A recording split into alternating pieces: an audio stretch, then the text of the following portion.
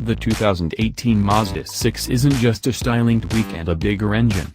Mazda insists that it wasn't reskinned, it was re-engineered. Very well, let's take a deeper dive into what exactly was done.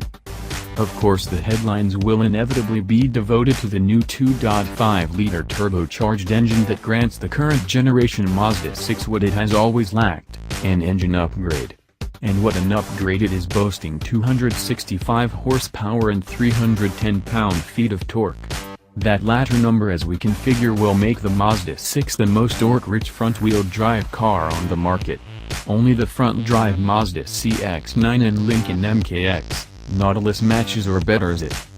However, that engine and its relatively prodigious torque do bring up some questions. First, how will it not have catastrophic torque steer? Though changes were made to the suspension and steering for 2018 mostly to increase refinement and reduce NVH, see below, they also serve to quell torque steer. However, according to Mazda engineers Jay Chen and Yoshiaki Yamane, the 2.5 liters torque delivery was carefully tuned to gradually and smoothly build. The goal was to create a sophisticated and accurate power delivery as opposed to a more energetic one. This is not the rebirth of the Mazda6. Was it successful?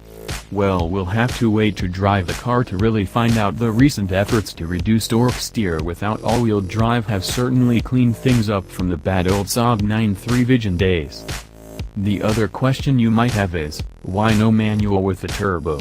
Apparently that same gradual and smooth torque delivery really doesn't pair well with a manual transmission, and specifically the acceleration tendency to leave the engine higher in its rev range.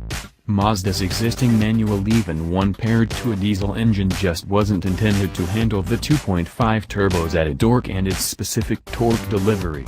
According to Chen and Yamane, it wouldn't deliver the superior and more refined drivability Mazda is trying to achieve.